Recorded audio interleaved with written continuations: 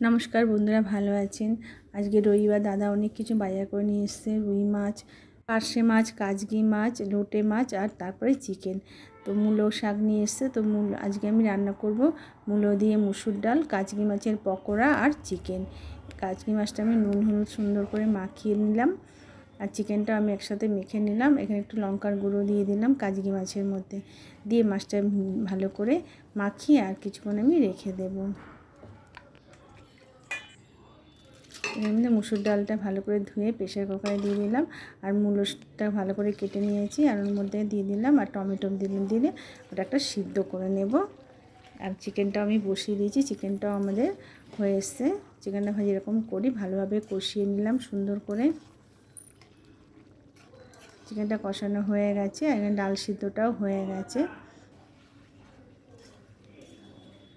চিকেনের মধ্যে ভেজে রাখা আলুগুলো দিয়ে দিলাম, দিয়ে আর জল দিয়ে চিকেনটা সুন্দর করে আমি ভালো করে সিদ্ধ করে নেব।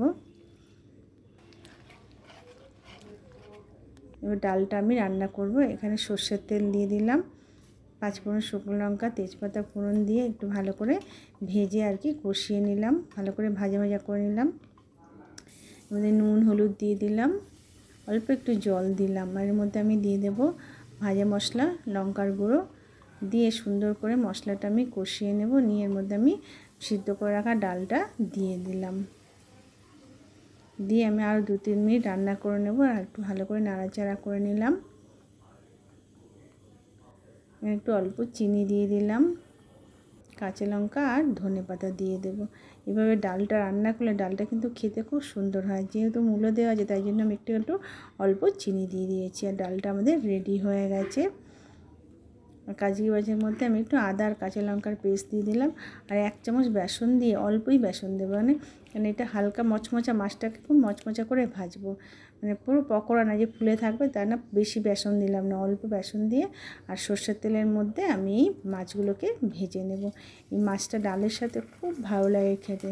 কখনো বাজার দিয়ে এরকম কাজকি মাছ আনলে একটু বড় সাইজ এভাবে ভাজা করে খেয়ে দেখবেন, খুব ভালো লাগে খেতে ভাতের সাথে। এটা দিয়ে পুরো ডাল আর মাছ ভাজা দিয়ে পুরো ভাত খাওয়া হয়ে যাবে।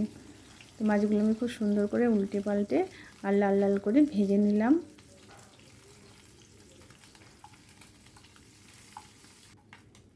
মাছগুলো আমাদের দেখুন লাল লাল করে ভাজা হয়ে গেছে। এভাবে আমি সমস্ত মাছগুলো ভেজে নেব।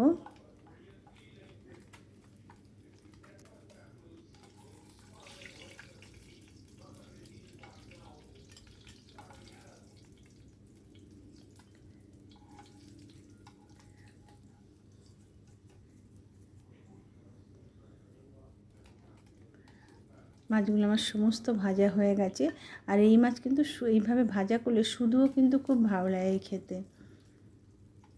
সমস্ত রান্না আমার রেডি হয়ে গেছে।